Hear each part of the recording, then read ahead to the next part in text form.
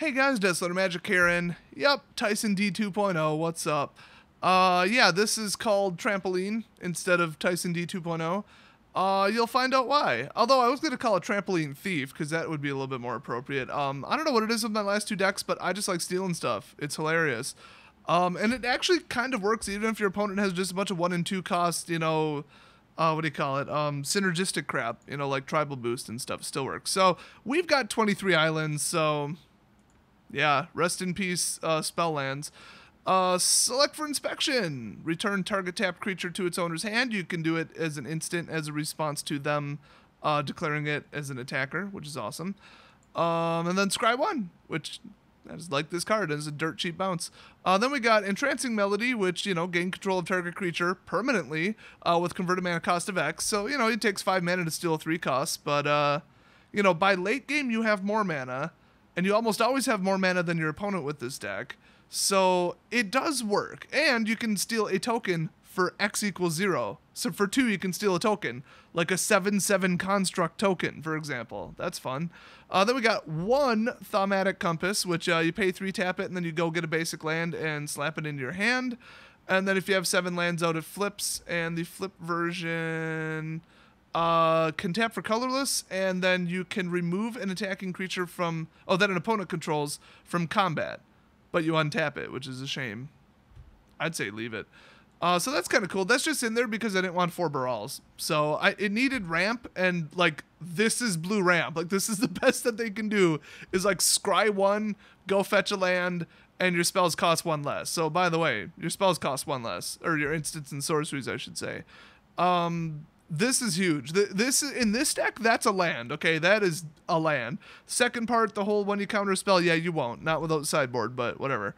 Then we got Pull from Tomorrow, 2 of those, just because, this deck generates 10 mana, so why not? It gets some treasures out there too, by the way, so that's not all the ramp. But, yeah, this, you'd probably just cast it for a bit. If you know that they got a +1/+2 kind of spell or whatever, just leave a little bit off X to pay for it, and then, yeah, just discard a land usually. That's how that goes. Then we got Depths of Desire, which is not Dragonder, even though the artwork is very similar. Return target creature to its owner's hand. Create a colorless treasure token. So automatic ramp, you could just only use it once. So that's pretty sweet. Then we got Dragonder, which, okay, so this is still legal. Get that. It's from Eldritch Moon, and it was only ever printed in Eldritch Moon, except that it was in the Welcome Deck 2017. So little issue here. First, good luck getting your hands on this one. You can find it, but whatever. It's not terribly cheap. And then if you use the ones from Eldritch Moon, that just cycled out and people are going to throw a fit. They're going to go call the judge and at least try to get one of these. Ask your LGS if they have a what do you call it? A welcome deck, and then just grab this card out of it and then just sleeve it different color and then show it to your opponent to prove that it's legal. And even then they're going to be like, what the hell is star 17? And they're going to look it up anyway. So whatever. You can't run the deck without it. Return target creature to its owner's hand, draw a card. Straight up. Then we got the big version of it, Leave in the Dust. Return target non-land permanent to its owner's hand, draw a card. But it's non-land permanent, not just creatures. So that is huge. I love the spell. But because it's costing 4, the whole point of drawing a card was to get more land, honestly, or to replace itself. So, yeah, I went with more of these. But next up, we got a full set of 4 Kefnet's Last Word, and I think this card's like $2 or something. It's very underappreciated. Gain control of target artifact, creature, or enchantment forever, and then lands you control don't untap during your next untap step. Honestly, for 4, you probably have 4 more lands open. And then, secondly, you just stole their biggest, baddest creature or most important enchantment or whatever they're going to use to win the game. You stole a piece of the combo. Who cares if your lands don't untap? That very rarely came up where it's like, oh man, I'm getting hit again because I can't do anything. Not really. So next up we got Baral's Expertise. I love this, but I had to put in only 3 because, well, 1, it's a sorcery, and 2, costs 5. But return up to 3 target artifacts and or creatures to their owner's hand. That's some value. We're doing 1 for 4, so 3 for 5.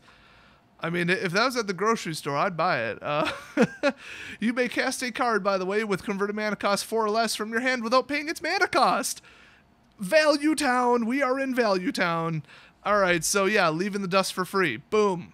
Straight up. Kefnets for free. And yes, your stuff still doesn't untap then in that case. But then we got Metallurgic Summonings, the entire backbone of this deck. It is a shame that this is an enchantment, but it has to be. So whenever you cast an instant or sorcery spell, create an XX colorless construct artifact creature token, where X is the spell, that spell's converted mana cost. Now, I am fairly certain that even though it's going to look like it's a star token with a counter on it, they aren't counters. You're just creating a creature that large. That is its power and toughness. So if you really want, you could take a Sharpie and just correct some of yours and just make it all the way up to like, I guess 6. You wouldn't really go bigger than 6. You would get 1 though with select. But yeah, these are non-legendary.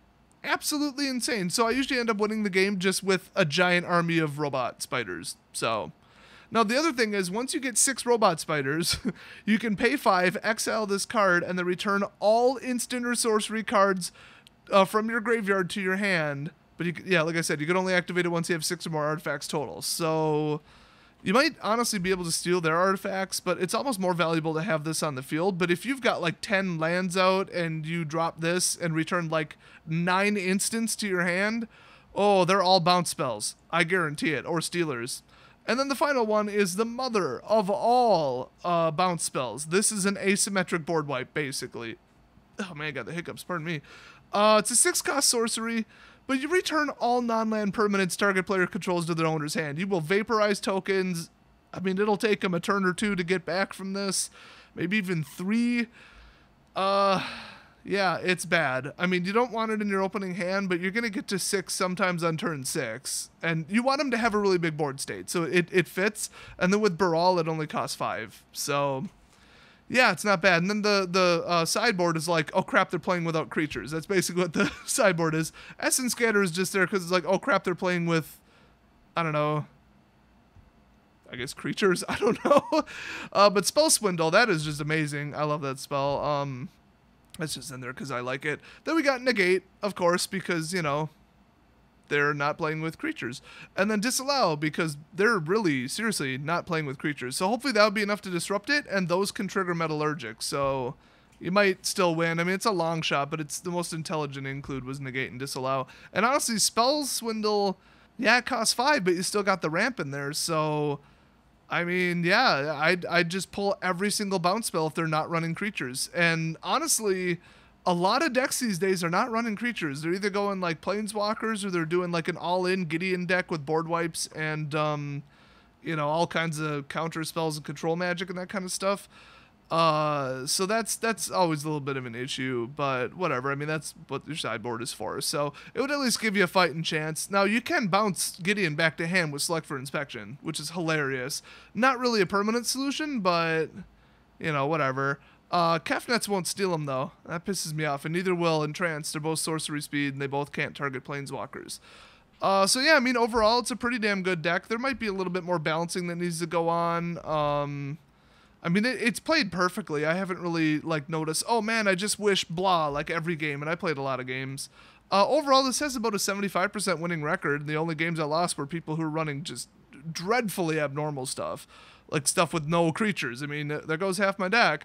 So yeah, this is definitely powerful. I mean, it's right up there with Tyson D and Gravity Bomb, because it's just mono blue, just single purpose, hit you in the face. It does get a little tedious if you can't get Metallurgic out, but with all the draw and scry and stuff, you'll probably get to it. And if it's in your opening hand, keep it. And the probability of getting mana screwed is like 0, but the probability of getting flooded, especially if you started with 4 or 5 lands, is really high, like annoyingly high. I think it happened twice out of like 20 games. But, you know, it is what it is. Just, you know, maybe mulligan if you don't have a powerful enough remaining 2 or 3 cards in that case. So yeah, that's this deck. I would say it probably costs, I mean, Brawl's like $2, Kefnet's like $2, I think. Pull from Tomorrow is actually really expensive. Like, really, really expensive. You might even be able to replace it with something else. I mean, you could just put in Thumatics, you know, because that it wouldn't really be card draw, but the card draw is to get more islands, and it's also to get islands out of your way so that you draw something else. So you could put in the Thematics, and when they flip, it's hilarious, especially if you have multiple of them.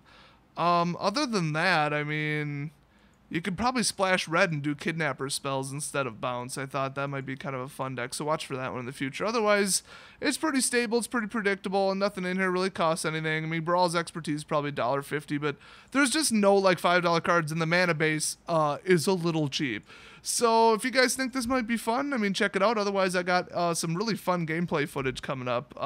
One against the AI and one against a special guest who you might know. So check that out in the near future, and I'll see you guys next video.